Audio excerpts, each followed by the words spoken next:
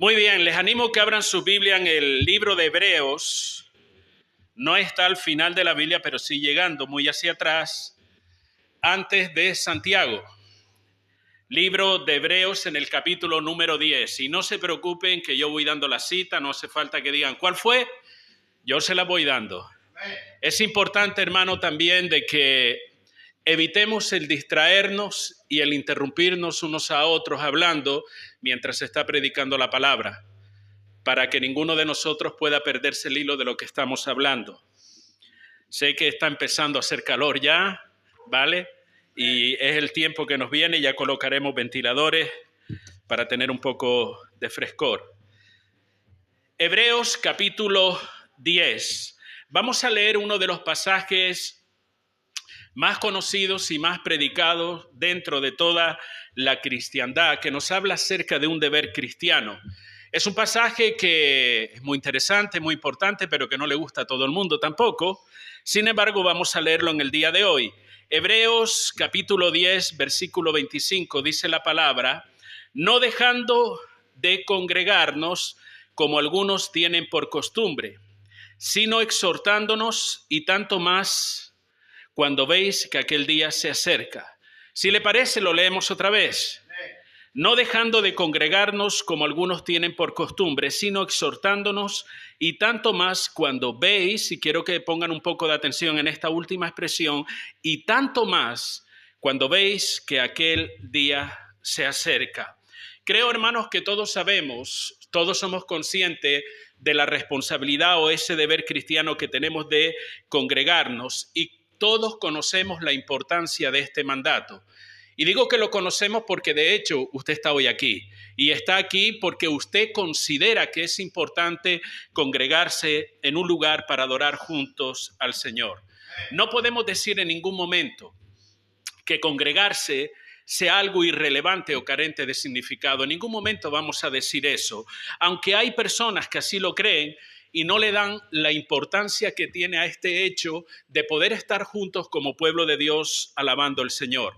Hay personas, y lo hemos citado en alguna ocasión, que suelen decir, bueno, yo soy templo del Espíritu Santo. De alguna manera soy iglesia y no necesito congregarme. Creo que esta manera de pensar es una distorsión de lo que la Biblia enseña. Tiene una parte de verdad porque realmente somos templo del Espíritu Santo, así lo dice la palabra, pero eso no significa que no tengamos la responsabilidad como pueblo de Dios de congregarnos juntos para adorar al Señor.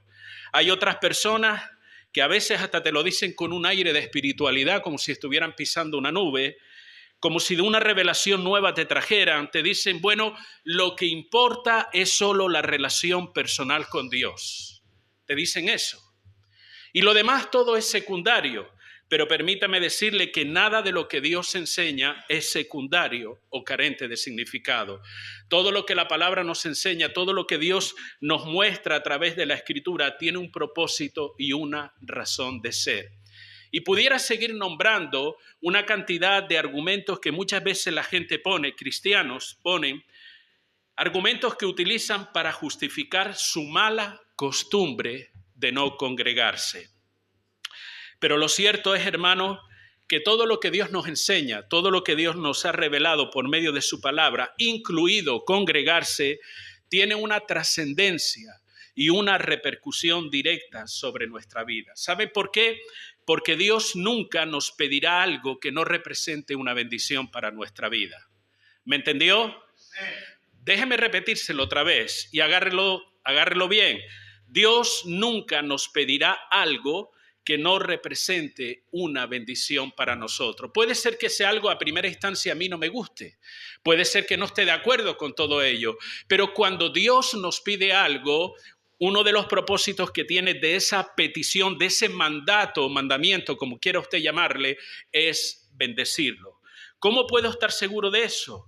Miren, y ya lo hemos mencionado en varias ocasiones, porque Dios no puede actuar de una forma contraria a su naturaleza o su carácter. ¿Y la Biblia qué dice? Dios es bueno, Dios es bondadoso. ¿Lo cree usted, hermano? Créalo, porque eso es lo que dice la Escritura. Dios es bueno. Por lo tanto, todo lo que Dios nos pide repercutirá en bendición para nuestra vida, porque ese es su carácter y esa es su naturaleza. Y una de esas cosas es congregarnos. Siempre ha sido una práctica habitual entre el pueblo de Dios, tanto en el Antiguo como en el Nuevo Testamento. Usted puede ver el pueblo hebreo, si usted lee las Escrituras, cómo inclusive en el desierto el tabernáculo se ponía en el centro de del pueblo, y las diferentes tribus de una forma ordenada se colocaban alrededor de ese tabernáculo. Era una forma de decir: Dios es el centro de todo. Y en algún momento, cuando había una convocatoria, la gente, el pueblo salía y estaba ahí alrededor reunido porque Dios hablaba. No solamente eso, más adelante lo vemos como el pueblo acudía al templo. Aún en las sinagogas, en otras ciudades, habían lugares para estudiar la ley, la Torá, para orar al Señor, y que se llamaban sinagogas, y ahí se reunía el pueblo también. En el Nuevo Testamento, donde conocemos el concepto de iglesia, vemos también como ya no solamente hebreos, sino personas de todas las nacionalidades, llamamos gentiles, esclavos y libres, hombres y mujeres, tenían la práctica siempre de reunirse también. Lo hacían en casas, lo hacían en espacios públicos, más adelante lo hacían en lugares de reunión propios para esas ocasiones, y aun cuando eran perseguidos buscaban la oportunidad de congregarse. Pero hermano, no es de esto lo que quiero hablar, de congregarnos. He empezado de esta manera porque el versículo va relacionado con ello. De lo que quiero compartir con ustedes es la segunda parte de este pasaje. Permítame leerle nuevamente: no dejando de congregarnos como algunos tienen por costumbre, sino exhortándonos, y ponga atención a esta expresión, y tanto más cuando veis que aquel día se acerca. Quiero que vean la conexión que hay en este pasaje. Conecta o relaciona la importancia de congregarnos ¿con qué? Con aquel día que se acerca. ¿Pero de qué día se trata? Tal vez de una festividad en el lugar donde tú vives. ¿De qué día se trata? Se trata o hace una referencia directa a la segunda venida del Señor. El advenimiento, como se le llama, y la proximidad de ese día resalta la importancia del mandato de Dios a no dejarnos de congregar. ¿Me están entendiendo, hermanos? ¿Están ahí? Vale. Y no solo congregarnos, resalta también la importancia de otra serie de cosas que encontramos en el contexto del libro de Hebreos, en el capítulo número 10. Por ejemplo, resalta la importancia de vivir en una actitud de constante acercamiento de Dios. Si usted lee en el versículo 22 de Hebreos 10, dice: acerquémonos con corazón sincero, en plena certidumbre de fe, purificados los corazones de mala conciencia y lavados los cuerpos con agua pura. Fíjese cómo comienza este versículo: acerquémonos con corazón sincero. No está hablando de un momento puntual que usted se acerca a Dios. ¿Por qué? Porque tengo un problema o una situación determinada. Está hablando de un estilo de vida. Hemos sido llamados a vivir cerca de Dios, a acercarnos a Dios en todo momento. Y yo pregunto de manera general para cada uno de nosotros: ¿te preocupa realmente vivir en la presencia de Dios? ¿Te acercas a Dios? ¿O tu acercamiento y el mío es el resultado de que tenemos problemas? Porque muchas veces esas son las motivaciones que nos acercan a Dios. Tengo un problema X, estoy viviendo una situación determinada, estoy pasando por una crisis en mi vida. Tengo una necesidad apremiante y tengo que pedirle al Señor. ¿Y qué hacemos? Vamos rápidamente al Señor. ¿Es malo? No, hermano. La Biblia dice que el lugar mejor donde usted puede llevar sus peticiones, ¿sabe dónde es? Al Señor. Sean conocidas vuestras peticiones, dice la palabra. Pero ¿debe ser esa la motivación que me acerca a Dios? ¿Solamente porque tengo un problema, un momento de dificultad? No. Debe ser un estilo de vida, debe ser algo habitual en nosotros, sobre todo teniendo en cuenta que aquel día se acerca. Personalmente, hermanos, me gusta la expresión que tanto los profetas Elías y Eliseo utilizaban. Usted lee en Primera y Segunda de Reyes y verá que hay una afirmación o una declaración que se repite en varias ocasiones. Tanto cuando Elías tanto cuando Elías como Eliseo hablaban, ellos decían, vive el Señor Dios de Israel, en cuya presencia estoy. Era una forma de declarar o mostrar que sus vidas estaban entregadas y consagradas a Dios. La proximidad del día del Señor, hermano, nos enseña la importancia de mantenernos firmes en la fe también. Usted lee en el versículo 23 conmigo, acompáñeme si es tan amable. Dice la palabra, mantengamos firme sin fluctuar la profesión de nuestra esperanza, porque fiel es el que prometió. ¿De qué nos habla? De mantenernos firmes, de no titubear en la esperanza que tenemos, hermano, porque se puede confiar en que Dios cumplirá sus promesas. Si tuvieras que definir tu fe, la clase de fe que tienes, ¿cómo la definirías? ¿Definirías tu propia fe como una fe firme, una fe sólida o una fe débil? ¿Qué clase de fe tienes? ¿Es una fe que depende de las circunstancias que vive? Soy un hombre y una mujer de fe si las cosas me van bien. Pero ¿qué pasa cuando las cosas se tuercen? ¿Sigo teniendo una fe firme? ¿Sigo teniendo una fe sólida o comienzo a titubear en mi fe y en mis convicciones en Dios? Debemos hacernos ese tipo de pregunta. La proximidad del día del Señor resalta también la importancia del mandato de estimularnos al amor y a las buenas obras. Verso 24, y considerémonos unos a otros para estimularnos al amor y a las buenas obras. Dice una de las versiones modernas de la palabra, pensemos en maneras de motivarnos unos a otros para realizar actos de piedad y buenas acciones. Eso es lo que nos enseña la palabra.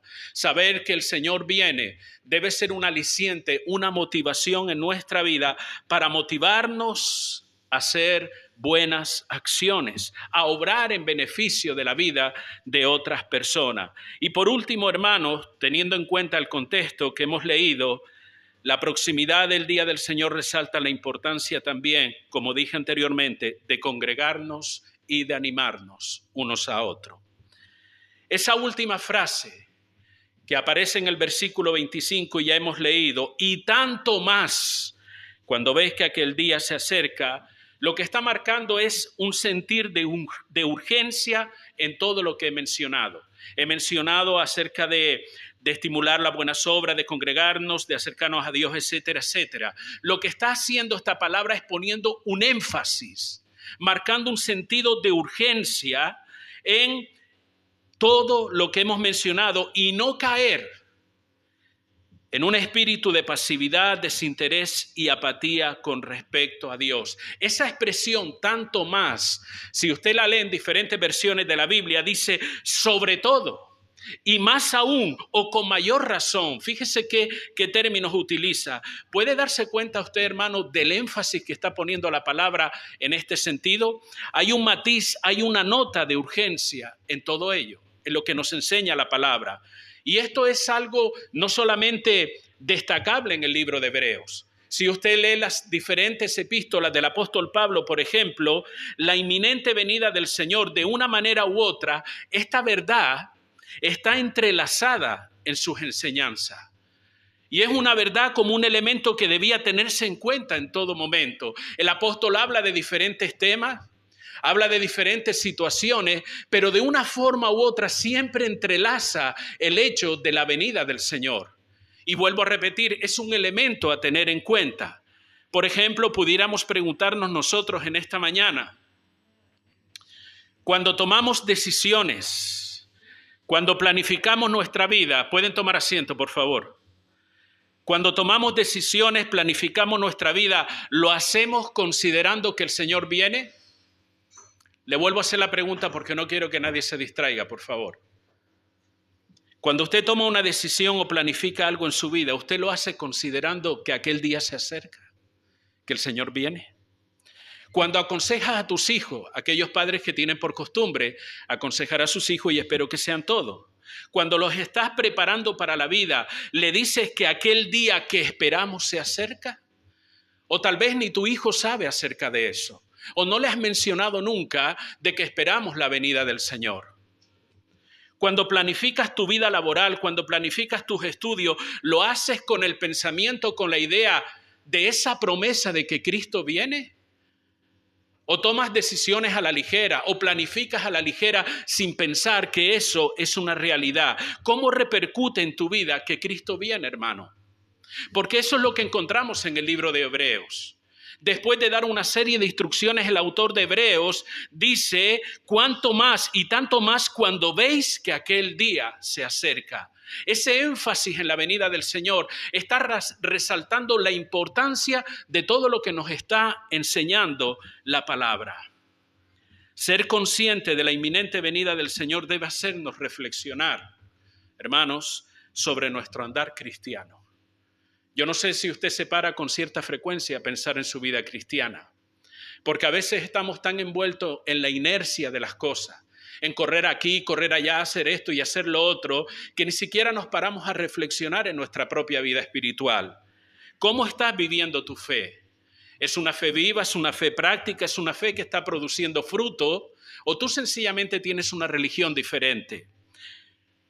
¿Se ha convertido tu vida cristiana o tu fe o tu andar cristiano en una rutina más sin aliciente alguno en la vida? ¿O es una fe, como digo, práctica, viva, que experimentas cada día? ¿Hay un crecimiento continuo en tu fe o te pasas la vida dando tumbos espiritualmente? ¿Cómo te definirías con respecto a este tema? Ser consciente de que el Señor viene debe hacerme reflexionar sobre todas estas cosas, hermano. Por otro lado, el hecho de que la venida del Señor esté relacionada con estas actitudes de vida que he mencionado, nos enseña también que Dios viene a buscar una iglesia con determinadas características.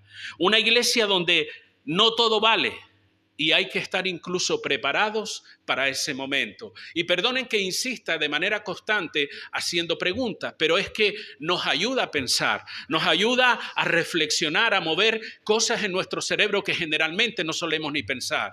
Si yo te preguntara, ¿tú estás preparado en este momento para la venida del Señor? ¿Qué contestaría? No hace falta que me diga nada, pero piénsalo, hermano. Reflexiona sobre ello.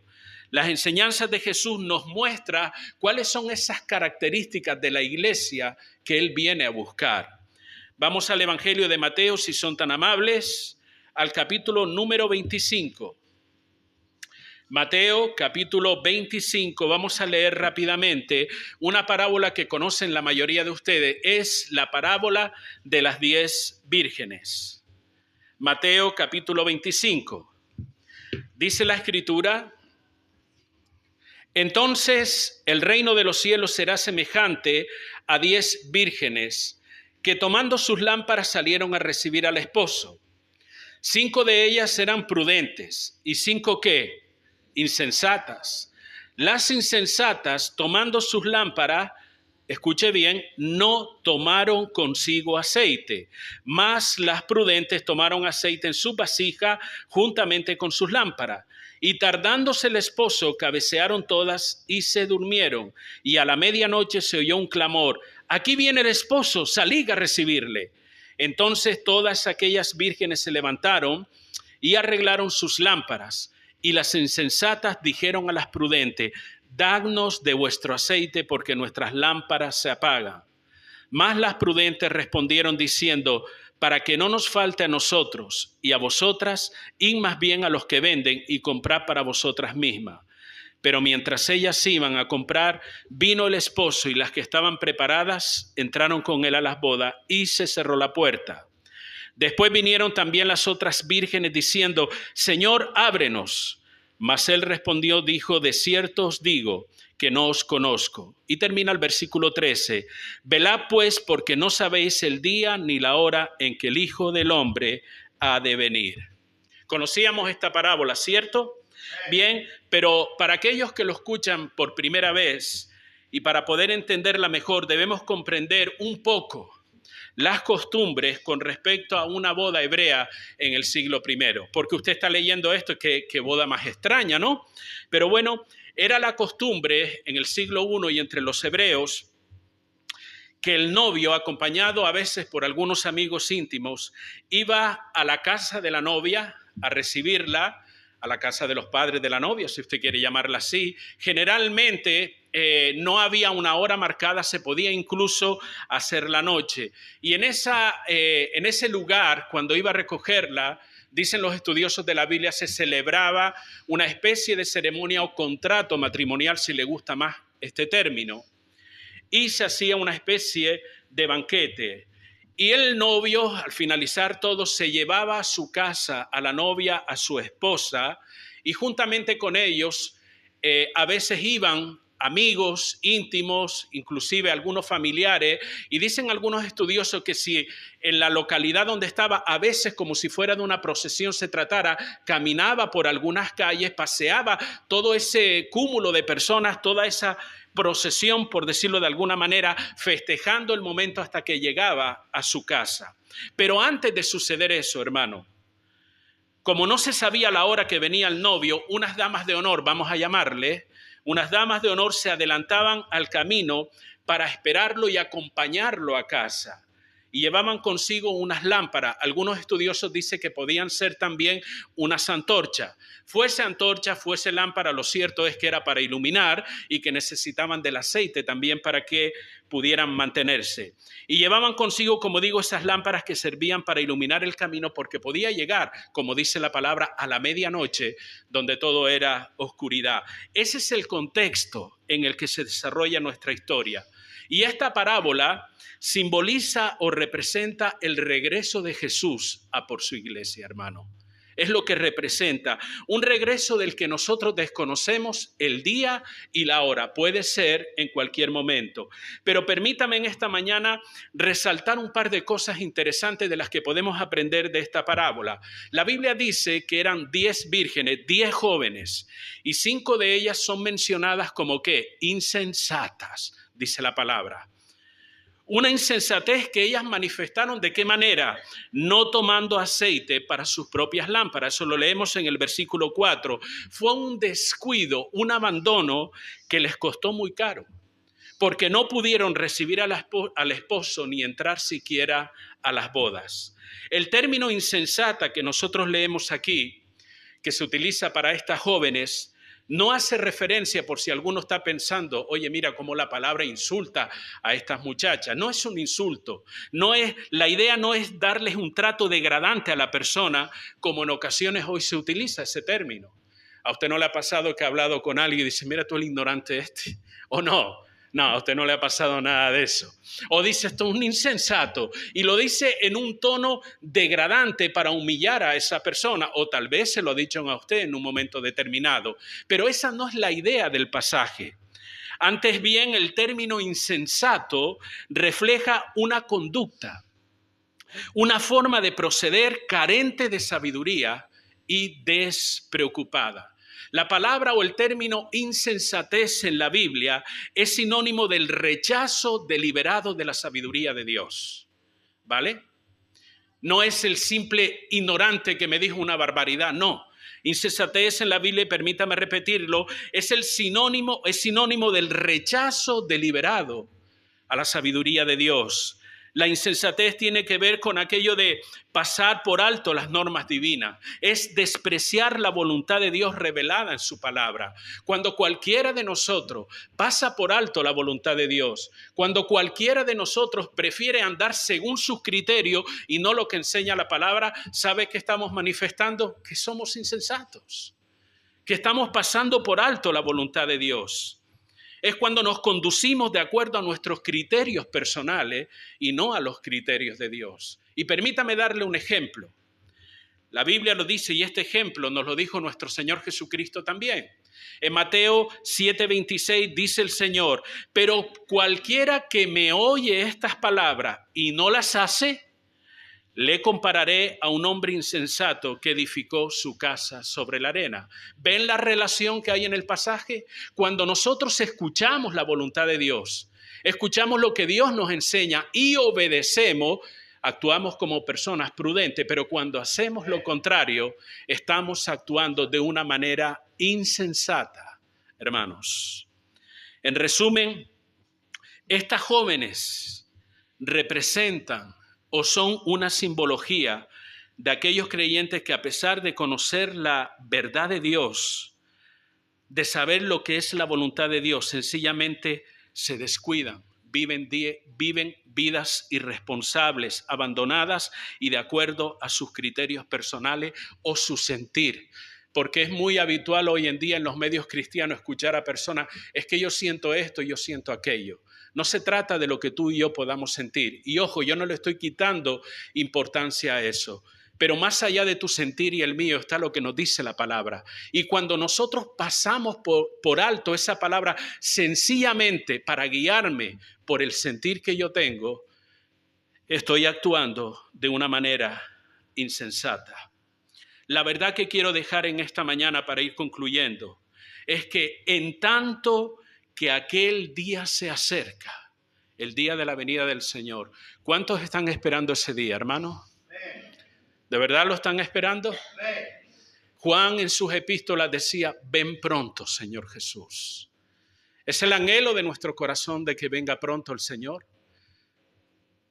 Tal vez alguno diga, no, que se espere durante un tiempo, no, que quiero hacer esto, que quiero hacer lo otro, que quiero ver a mis hijos crecer, que quiero ver a mis nietos, que quiero conseguir esto, conseguir aquello. El anhelo del corazón de un creyente es estar con su Señor. Ven pronto, Señor Jesús. Y como digo, en tanto que aquel día se acerca, no descuidemos, y esta es la verdad que dejo en esta mañana, no descuidemos nuestra vida espiritual. Debemos estar preparados para el encuentro con el Señor. De entre todo lo que estoy diciendo, esto es lo principal, lo que quiero que de alguna manera se grabe en su mente y en su corazón y en el mío también. O dicho de una forma más simple, no descuides tu relación con Dios. Algo que requiere de nosotros una constante actitud de alerta. Si yo preguntara, ¿tú realmente te preocupas por tu vida espiritual? Estoy seguro que la mayoría me dirían que sí, que dirían amén. Pero no hace falta que lo digas, solamente contéstate a ti mismo. Jesús dijo en Mateo 25:13, este último versículo que hemos leído de la parábola de las 10 vírgenes, dice, velad, pues porque no sabéis el día ni la hora en que el Hijo del Hombre ha de venir. La vida espiritual, hermanos, de cada uno de nosotros es una responsabilidad personal. Cada cual tiene que velar por la salud de su propia vida espiritual. Usted no puede vivir del aceite de otro, utilizando la simbología de Mateo capítulo 5. Hay personas que dicen, bueno, mis padres que son cristianos, y el hecho de que tus padres sean cristianos no significa de que tú no te tengas que preocupar. No es que mi esposo, mi esposa es cristiano, y la vida espiritual es personal de cada uno de nosotros y como tal cada cual debe responsabilizarse de esa vida espiritual, de estar preparado para ese momento en que el Señor viene. De ahí la palabra que el mismo Cristo dijo, velad, velad, preocúpense por su vida espiritual. Y hermanos, debemos cuidarnos porque es tan fácil dejarnos llevar por la comodidad, dejarnos llevar por las prisas, dejarnos llevar por los diferentes problemas de la vida, dejarnos llevar por nuestras aspiraciones, metas y sueños para la vida. Que a veces, dejándonos llevar por todo esto, cuando te vienes a dar cuenta, Dios es solo un recuerdo o una idea religiosa en tu vida. ¿Por qué? Porque nos hemos desentendido de nuestra vida espiritual. Por eso hay un llamado generalizado en la palabra y es algo que el Señor viene a buscar. A través de esta parábola que hemos considerado, el Señor nos está recalcando la idea de estar preparados, de tener una vida espiritual cerca de Él, una vida espiritual viva, activa. Y es tan fácil dejarse llevar y caer en la trampa, hermano. ¿La trampa de qué? De dos mentirosos que frecuentan nuestra vida, la tuya y la mía. ¿Sabes cuál es? Uno es Satanás, el diablo. ¿Qué dice la Biblia acerca de él? Que es mentiroso y padre de mentira. ¿Y cuál es el otro? El otro es tu propio corazón.